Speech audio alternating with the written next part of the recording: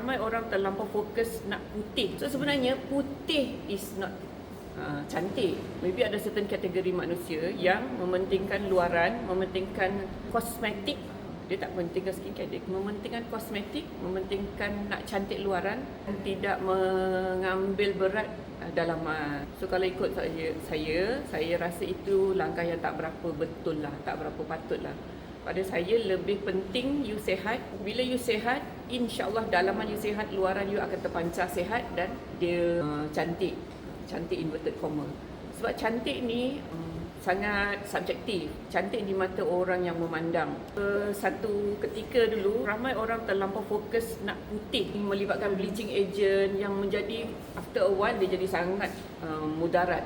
Banyak pigmentation berlaku, fine lines, wrinkles semua jadi, lepas tu dah jadi teruk rosak kan.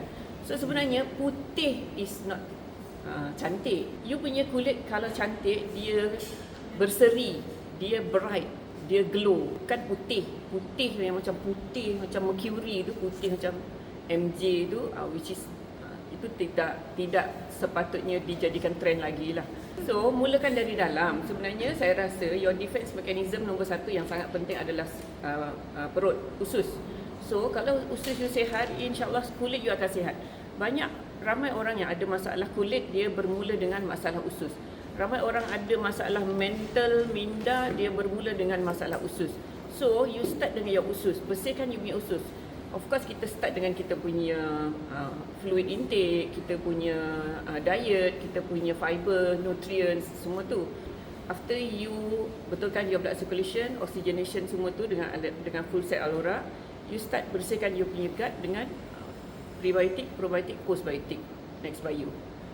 Lepas tu next you punya sistem yang you nak kena bersihkan adalah your liver.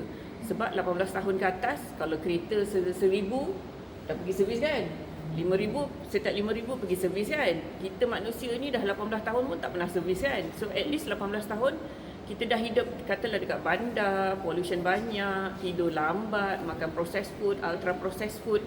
So your liver walaupun dia belum bagi signal, dia memang dah mula ada tanda-tanda yang dia mula impaired. So sangat sesuai untuk you ambil your Live-Core. Live-Core akan detox, protect and energize your liver. From there, kalau tak ada masalah lain, then you bolehlah implement you punya invest on your skincare tadi tu. Kita skincare bukan kosmetologi.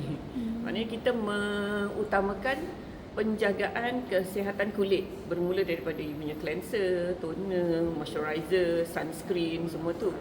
Setengah-setengah produk di luar sana, you hanya mengutamakan bedak, foundation, lipstick, tanpa mengambil indah macam mana nak menjaga dan merawat you punya kulit. So, kita ubah perception kita lah. Saya rasa kalau you boleh sihat dalaman, insya-Allah luaran, inner health, outer beauty.